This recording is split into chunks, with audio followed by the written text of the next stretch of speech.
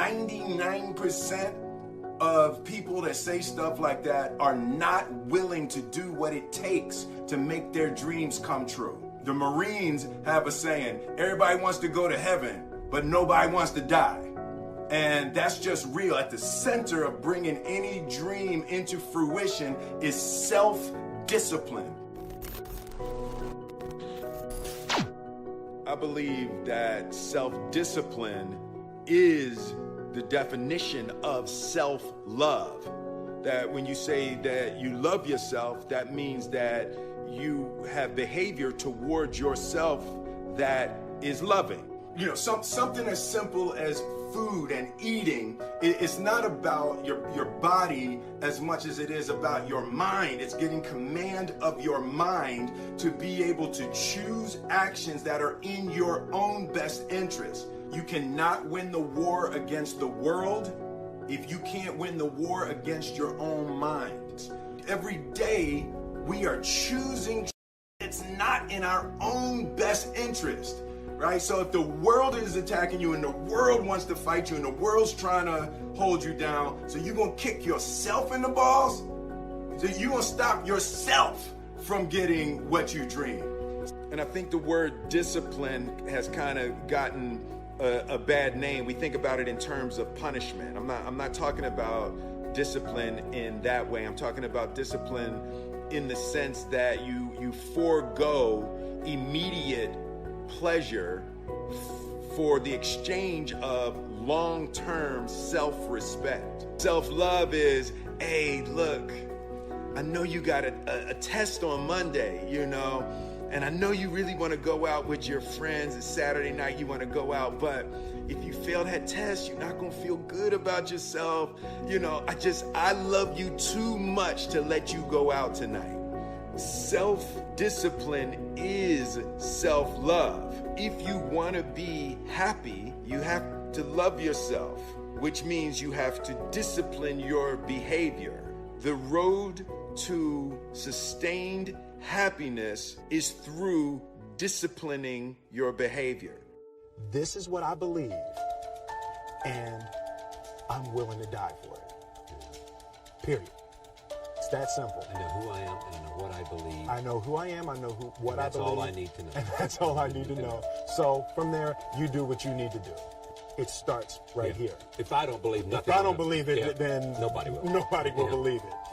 I think that there's a certain delusional quality that all successful people have to have.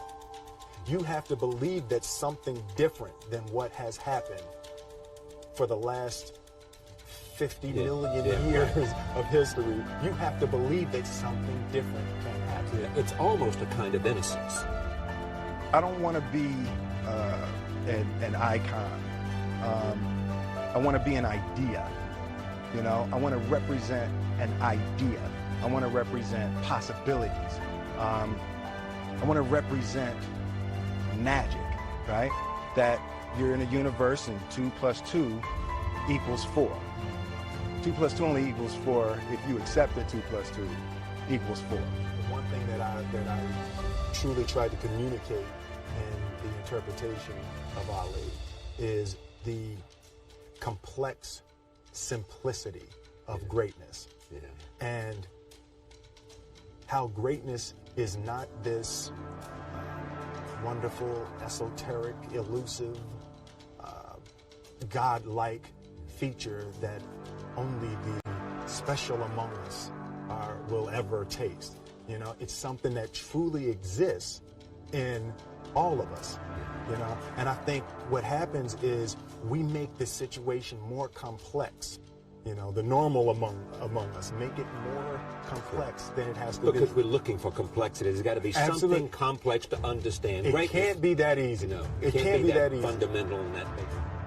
Like there's a redemptive power that making a choice has, you know, rather than feeling like you're at effect to all the things that are happening. Make a choice. Like, you just decide what it's going to be, who you're going to be, how you're going to do it. Just decide.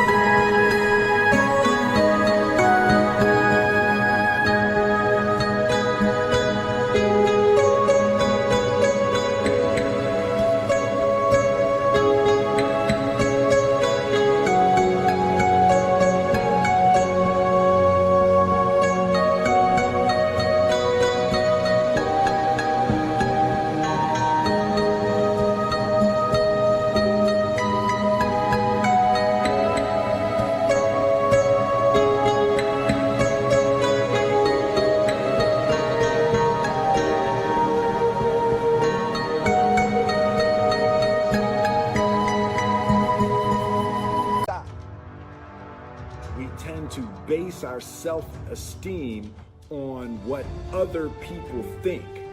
And that's not really self-esteem. Self-esteem is supposed to be how we feel about ourselves. Other people's opinions is a really way to determine how we feel about ourselves.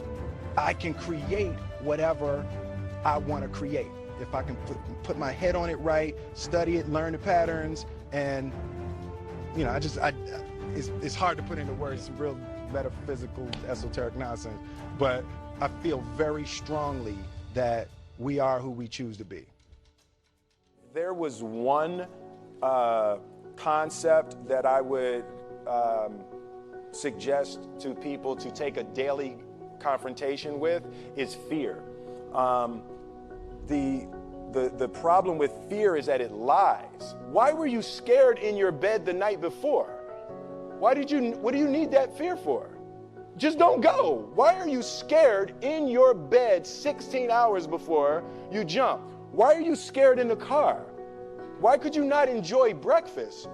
What did you need that? The fear is fear of what? You're nowhere even near the airplane. Everything up to the stepping out, there's actually no reason to be scared. It only just ruins your day. You don't have to jump. And then in that moment, all of a sudden where you